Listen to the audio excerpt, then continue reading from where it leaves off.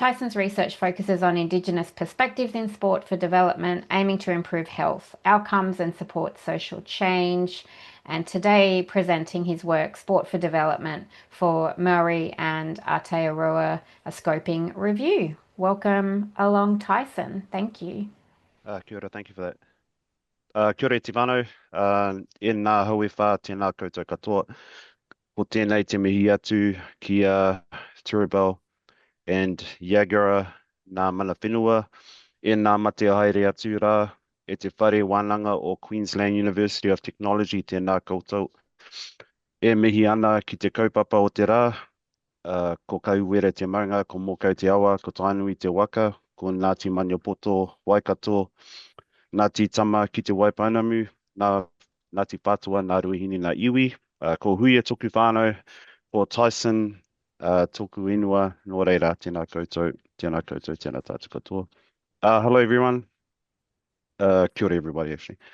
My name is obviously Tyson Huia, doctoral student working towards a Doctor of Health Science at Te Whare Wānanga o Waitaha, University of Canterbury.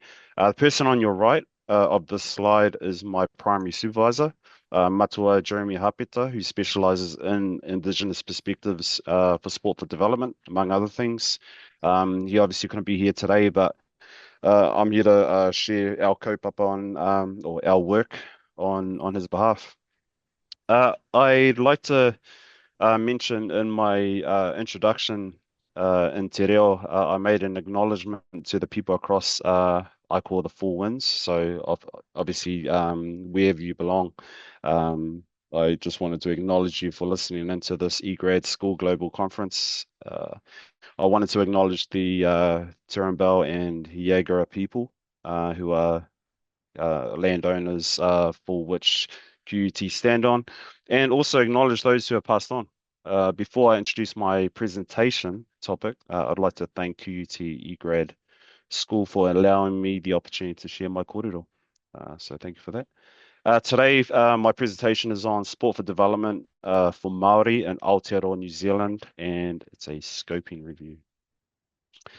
Just on the overall objective of the scoping review, examine the role of sport for development initiatives in promoting cultural revitalization, identity, and holistic well-being for Māori in Aotearoa, New Zealand. Before beginning this review, it's important to acknowledge that understanding how sport has historically operated both as a mechanism for assimilation and as a pathway for cultural revitalization, which is important for evaluating its role in shaping equitable health and well-being outcomes for Māori. The research found that sport in Aotearoa has been leveraged both as a means to assimilate Māori into dominant cultural norms and has perceived unifying force to foster social cohesion across diverse communities. Furthermore, sport in Aotearoa serve as a transformative tool for revitalizing culture and promoting holistic well-being.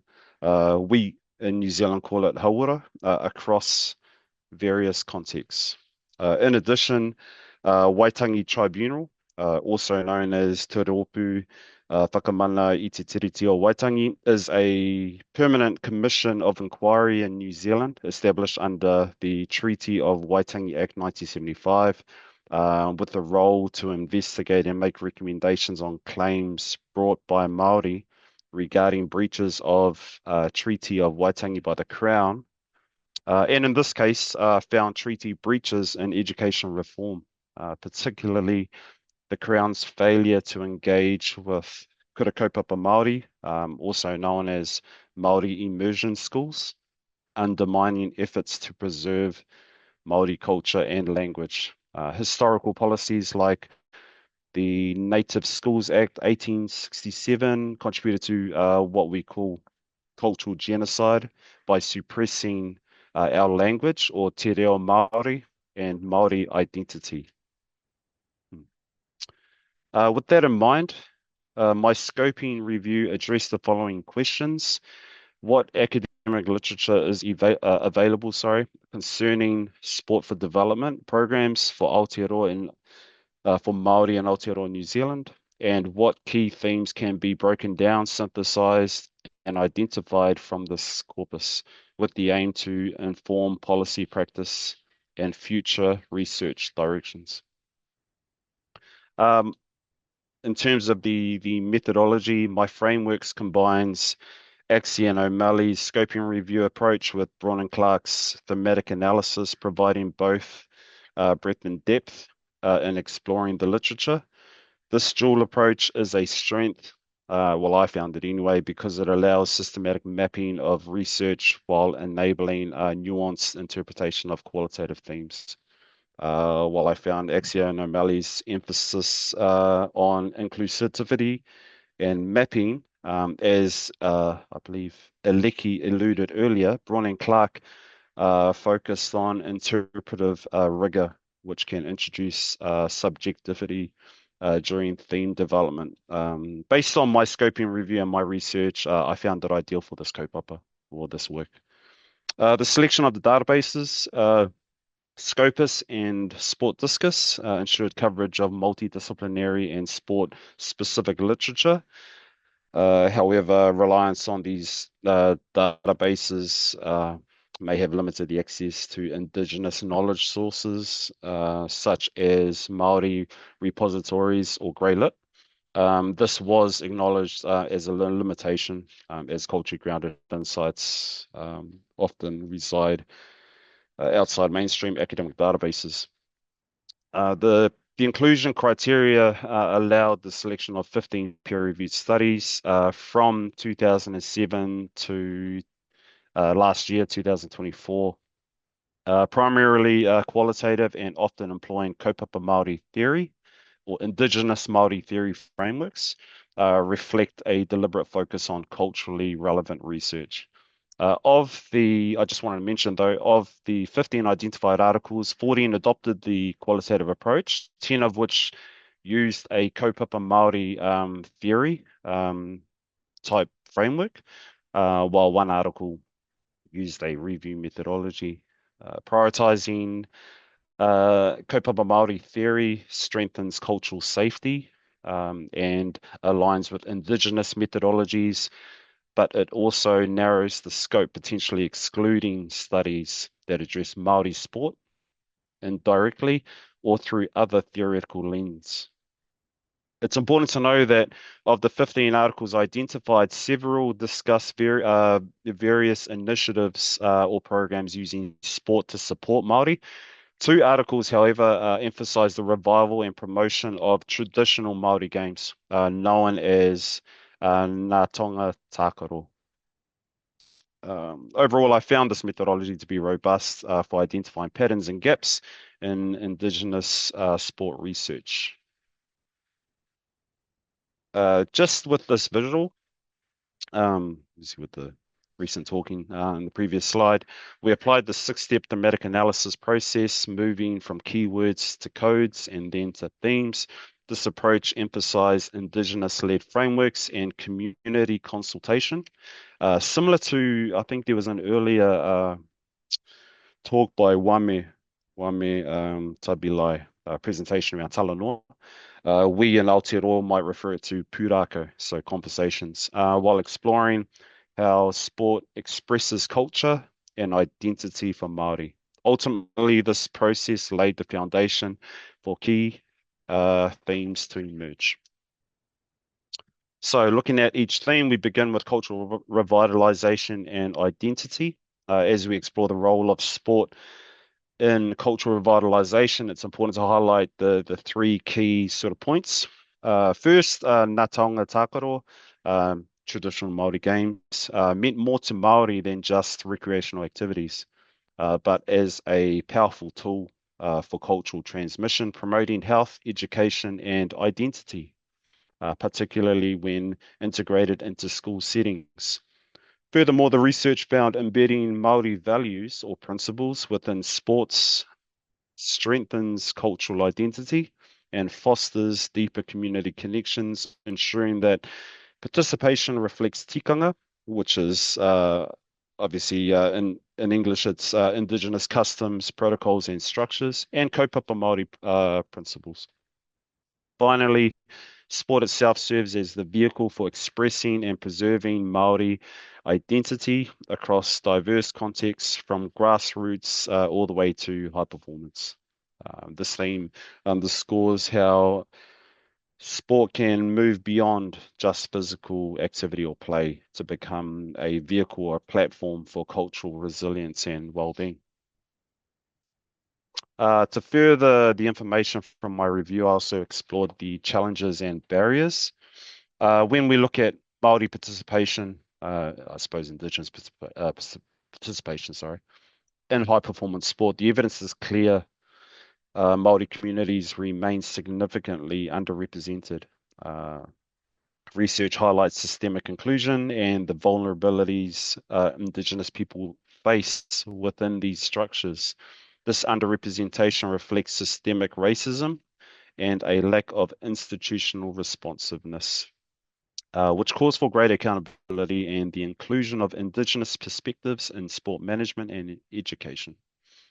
These studies collectively emphasize an urgent need for Indigenous leadership and adherence to the Treaty of Waitangi principles in sport governance. Without these changes, we cannot create culturally safe and equitable environments for Māori and communities.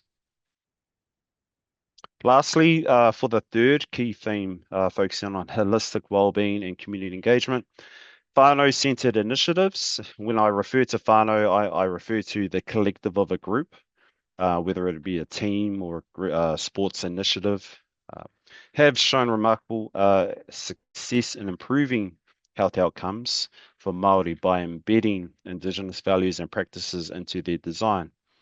One powerful example is wakaama, similar to rowing in a sense, which has emerged as a culturally grounded model of Indigenous health promotion, fostering well-being through sport that reflects Māori identity and tikanga. These initiatives are not just about physical activity, they are deeply rooted in values such as manaakitanga and whanaungatanga. Manaakitanga being respect and hospitality, whanaungatanga meaning family, connective relationships, and a sense of belonging for kaitiakitanga, which strengthen community cohesion and cultural resilience. Together, they all demonstrate how culturally aligned approaches can transform health and well-being communities. Just to wrap up, this evidence suggests how sport for development fosters Māori cultural identity through Māori traditional games and or sport along with Indigenous knowledge integration. In addition, the literature found how sport initiatives promote hauora, or health and well-being, and strengthen or uplift whānau, or family, and community connections. And the findings inform culturally relevant programs and policies tailored to support the needs for Māori, that equitable space. Looking at the strengths, the scoping review is grounded in kaupapa Māori theory, or Indigenous theories, and inclusion of diverse regional studies strengthen cultural relevance. However, at this stage, the findings may not generalize beyond Māori communities due to the specific focus. But this research allows opportunities to embed kaupapa Māori in local sport and health initiatives in Aotearoa, New Zealand. Need for tailored place-based approaches that reflect local iwi and hapu aspirations. I suppose iwi might reflect nations in Australia. And potential for sport to bridge health inequities and foster cultural pride in Aotearoa, New Zealand. Almost there, team. To conclude this presentation, more research is needed on the longitudinal impacts of whānau-centered initiatives that move beyond the immediacy of these events. Mātauranga Māori, which is knowledge, or Māori knowledge, or knowing. Mātauranga Māori in sport and long-term health outcomes, comparative studies of traditional versus mainstream sports, best practices for better community engagement, and a call to action, support Māori-led sport initiatives in Aotearoa, New Zealand. And to conclude my kōrero, in relation to today's conferences, focusing specifically on Indigenous knowledge and global research celebrating and amplifying voices, a Māori proverb or whakatauki, he aha te mea nui o te ao, he tangata, he tangata, he tangata. So what's more important thing in the world? It is the people, the people, the people. So for me, research only matters if it can help my people. That concludes my presentation, team, and my references. Yeah. Lily's already asked. Thank you, Lily. Will you engage with communities, Maori-led sport initiatives to inform policy practice and future research directions? That's a beautiful question. I've what I didn't acknowledge in my presentation was the fact that through my wife, I'm a part of a Māori sport uh, group that we always so Māori netball, and in the South Island we refer to Te Waipounamu Māori netball, and at the start of every year during Easter, we all gather together as one team or waka, so to speak, and then all 10 waka across the motu, across New Zealand, come together and they play against each other. I'm part of it because my wife is the president of and well, she's in that space anyway for Te Waipounamu for South Island, and that I think that's what the engagement that I've had since 2018 connecting with people that's helped me, or that's inspired me to sort of look at my research associated with Indigenous perspectives for sports. So although, well, I don't even know if I answered your question. I'm sorry, but I think what I do know is it inspired me to do this scoping review. Yeah, and in terms of the research itself, I just stuck to thematic analysis, what I learned, and then I just sort of brought it all together. Yeah, hope that helps. Tyson, if you can just finish with the briefest answer to Aleki's question, which is, oh no, now I've lost the question. What do you think about the haka? Thank What's you. your opinion? Yeah. Haha. Well, all right. So if I've got 1 minute, te ao Māori just means an indigenous perspective or a lens, a Māori lens on things. Now, I've got a cup that I walk around that says it depends. So if I were to refer to the All Blacks haka, from a marketing point of view, I suppose you can look at it like that as well. When is it right to actually acknowledge the haka for what it is? But then from a Māori point of view, one could say, well, if it's okay to do the All Black, for the All Blacks to do the haka, um, we can all, sort of do that in different scenarios and occasions. And I'm sure Aleki understands that the recent events occurred with a haka that was performed in Parliament. I'm not going to get into it, but that was performed, and I suppose that was on a platform where they didn't find that respectful. So I suppose like I love it because it's a way of promoting cultural our culture in Aotearoa. But I think we can celebrate that and across all sectors.